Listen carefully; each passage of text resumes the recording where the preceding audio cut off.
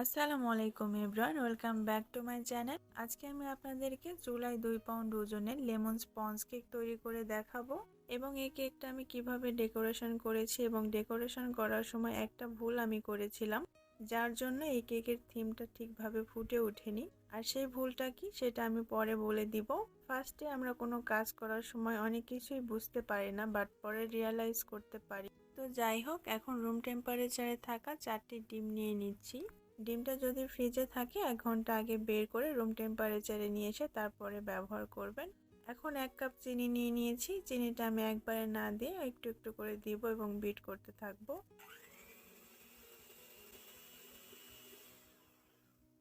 যেহেতু ডিমের কুসুম এবং সাদা অংশ একসঙ্গে বিট করছি, সেই ক্ষেত্রে চিনিটা একবারে ঢেলে দিলেও সমস্যা নেই। তবে শুধু ডিমের কুসুম ছাড়া সাদা অংশ বিট করার সময় চিনিটা একটু একটু করে দিতে হয় এবং বিট করতে হয়।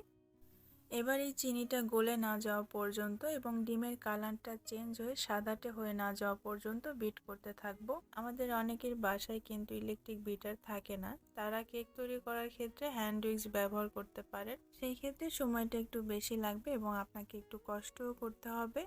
বেশ কিছুক্ষণ সময় ধরে বিট করে নেওয়ার পর দেখতেই পাচ্ছেন ডিমের কালারটা কিন্তু চেঞ্জ হয়ে সাদাটে হয়ে গেছে অনেকটাই। এখন বিটারটা বন্ধ করে একটা স্প্যাচুলার সাহায্যে একটু নেড়ে চেড়ে দিব। এতে করে যদি সাইডে চিনি জমা থাকে সেগুলো মাঝখানে চলে আসবে। আর ডিম বিট করার সময় এই কাজটা 2-1 বার করে নেবেন।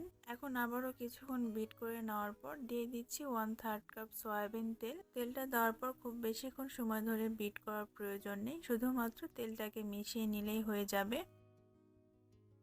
যেহেতু এই কেকটা লেমন ফ্লেভারের ছিল, তাই এই কেকের মধ্যে লেমন জেস্ট ব্যবহার করতে হবে। লেবুর উপরে যে সবুজ কালারের পাতলা অংশটা থাকে সেটাকে লেমন জেস্ট বলে।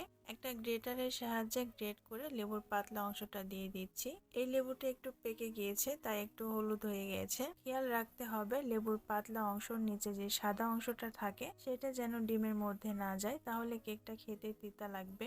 এখন 1 টুকরো লেবু নিয়ে নিয়েছি এবং এর রসটা চিপে দিয়ে দিব। এখানে প্রায় 1 টেবিল চামচের মতো লেবুর রস হবে। এখন 1/4 চা চামচ দিয়ে দিচ্ছি লেমন ফ্লেভার।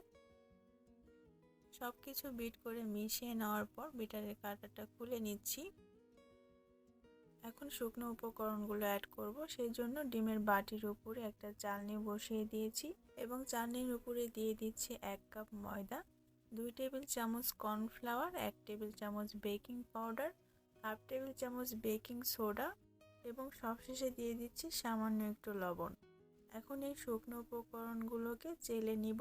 আর শুকনো উপকরণগুলো একবারে না দিয়ে 2 ধাপে দিব এবং মিশিয়ে নিব। এখন এই শুকনো উপকরণগুলোকে একটা স্প্যাচুলার সাহায্যে যে কোনো একদিক থেকে ঘুরিয়ে ঘুরিয়ে ডিমের সঙ্গে মেশাতে হবে। যে কোনো দিক থেকে উল্টাপাল্টাভাবে মেশানো যাবে না, তাহলে ডিমের ফর্মটা নষ্ট হয়ে যেতে পারে। তাই যে কোনো একদিক থেকে আস্তে আস্তে ঘুরিয়ে ঘুরিয়ে মিশিয়ে নিতে হবে। একটু সময় নিয়ে এই কাজটা করে নেবেন। মিশিয়ে নেওয়ার পর বাকি যে শুকনো উপকরণগুলো ছিল সেগুলোও চেলে দিয়ে দিব। চালার পরে চালনির উপরে যে গুঁড়ি গুঁড়ি অংশগুলো রয়ে গেছে এগুলো কিন্তু ফেলে দেওয়া যাবে না, কারণ এর মধ্যে বেকিং পাউডার, বেকিং সোডাও থাকতে পারে। এখন এই শুকনো উপকরণগুলো আগের মতো করে মিশিয়ে নিব। শুকনো উপকরণের সাথে যেহেতু বেকিং সোডা ব্যবহার করা হয়েছে, তাই বেকিং সোডাকে অ্যাক্টিভ করার জন্য ভিনেগার ব্যবহার করতে হয়। কিন্তু লেমন কেকের ক্ষেত্রে ভিনেগার ব্যবহার করার প্রয়োজন নেই, কারণ লেমন কেকে লেবুর রস ব্যবহার করা হয় আর লেবুর রসে সাইট্রিক অ্যাসিড থাকে, যেটা বেকিং সোডাকে অ্যাক্টিভ করতে সাহায্য করে। চাইলে এই পর্যায়ে সামান্য একটু গ্রিন ফুড কালার ব্যবহার করতে পারেন, তবে আমি কোনো কালার ব্যবহার করিনি। আগে থেকে কেকের মোল্ড রেডি করে রেখেছিলাম, সেই মোল্ডের মধ্যে ব্যাটারটা ঢেলে নিচ্ছি এবং কয়েকবার জুড়ে জুড়ে ট্যাপ করে একটা কাঠি দিয়ে কেকের ব্যাটারের মধ্যে ঠিক এভাবে ঘুরিয়ে নিব। এতে করে ব্যাটারের মধ্যে যে এয়ার বাবলগুলো ক্রিয়েট হয়েছে সেগুলো বেরিয়ে যাবে। কেকটাকে বেক করার জন্য যাদের বাসায় ওভেন আছে তারা 180 ডিগ্রি সেলসিয়াস তাপমাত্রায় 40 থেকে 45 মিনিটের জন্য কেকটাকে বেক করে নেবেন। আর যাদের বাসায় ওভেন নেই তারা চুলায় মোটা তলযুক্ত একটা কড়াই বসিয়ে দিবেন। কড়াইয়ের মাঝখানে একটা স্ট্যান্ড দিয়ে ঢাকনাটা লাগিয়ে দিতে হবে এবং ঢাকনার যে ছিদ্রটা আছে সেটা একটা কাগজের সাহায্যে বন্ধ করে দিতে হবে। এবার চুলার হিট মিডিয়াম টু হাই রেখে 10 মিনিটের জন্য কড়াইটাকে খুব ভালোভাবে গরম করে নিতে হবে। 10 মিনিট পর ঢাকনাটা খুলে কেকের মোল্ড স্ট্যান্ডের উপরে বসিয়ে ঢাকনাটা লাগিয়ে দিতে হবে। আর এই পর্যায়ে চুলার হিটটা একদম লোতে থাকবে। এবার এই কেকটাকে 45 থেকে 50 মিনিটের জন্য বেক করে নিতে হবে। ফিরে আসলাম 45 মিনিট পর। কেকটা হয়েছে কিনা সেটা দেখার জন্য কেকের মাঝ বরাবর একটা কাঠি ঢুকিয়ে বের করে নিতে হবে।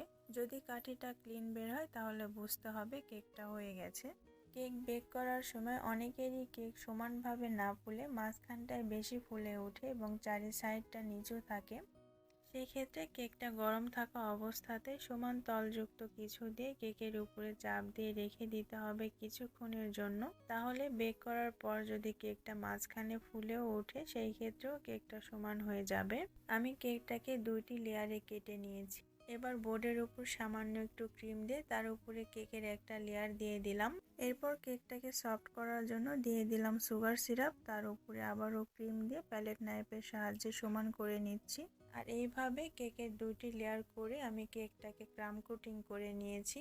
এই কেকটাকে এখন নর্মাল ফ্রিজে রেখে দিব 20 থেকে 25 মিনিটের জন্য। 25 মিনিট পর কেকটাকে আমি একটু ফিনিশিং দিয়ে নিয়েছি। আর এইগুলো ভিডিও আমি আপনাদের সঙ্গে শেয়ার করিনি, কারণ এক ভিডিওতে সব কিছু দেখালে ভিডিওটা অনেক লম্বা হয়ে যাবে। এখন কেকটা ডেকোরেশন করার জন্য কয়েক রকম কালারের গোলাপ ফুল তৈরি করে নিব। আমি আন্তরিকভাবে দুঃখিত, গোলাপ ফুল তৈরি করার সময় আমার হাতটা একটু উপরে উঠে গেছে, যেটা আমি খেয়াল করিনি। পরে আমি দেখেছি, কিন্তু ততক্ষণে আমার সবগুলো গোলাপ ফুল তৈরি করা হয়ে গিয়েছিল, যার জন্য গোলাপ ফুল তৈরি করার সব ভিডিওটা আমি আপনাদের সঙ্গে শেয়ার করতে পারিনি। পাতা তৈরি করার জন্য পাইপিং ব্যাগের মধ্যে সবুজ কালার ক্রিম উঠিয়ে নিয়েছি। যাদের কাছে লিপ নজেল নেই তারা এভাবে পাইপিং ব্যাগ কেটে পাতার ডিজাইন করে নিতে পারবেন। পাইপিং ব্যাগের 2 সাইডে কেচির সাহায্যে সমানভাবে কেটে নিচ্ছি। 2 সাইডের কাটা সমান হতে হবে, তাহলে পাতাগুলো সুন্দর হবে। এবার কেকের উপরে চকলেট মোকা ক্রিমের সাহায্যে বাড়ির মতো একটা শেপ এঁকে নিব। শেপটা যেন সুন্দরভাবে আঁকানো যায় সেই জন্য আগে টুথপিকের সাহায্যে একটু দাগ কেটে নিয়েছিলাম। এবার তৈরি করে রাখা গোলাপ ফুলগুলো একে একে বসিয়ে দিচ্ছি। ভিডিওর শুরুতে আমি বলেছিলাম কেকটা ডেকোরেশন করতে একটু ভুল হয়েছে, আর সেটা হচ্ছে গোলাপ ফুলগুলো তৈরি করার সময় আমি বড় সাইজের রোজ নজেল ব্যবহার করেছি, সেই জন্য ফুলগুলো একটু বড় বড় হয়েছে। এখানে 102 নম্বর রোজ নজেল ব্যবহার করলে ফুলগুলো ছোট ছোট হতো, সেই ক্ষেত্রে ডিজাইনটা সুন্দরভাবে ফুটে উঠতো। আজ তাহলে এখানেই বিদায় নিচ্ছি। শীঘ্রই দেখা হবে নতুন কোনো রান্নার রেসিপি নিয়ে। সেই পর্যন্ত লাইক, কমেন্ট এবং সাবস্ক্রাইব করে রেসিপি বাই আনাবের সঙ্গেই থাকবেন। নতুন ভিডিওর আপডেট পেতে পাশে থাকা বেল বাটনটি ক্লিক করে রাখবেন। দেখা হবে পরের ভিডিওতে। আল্লাহ হাফেজ।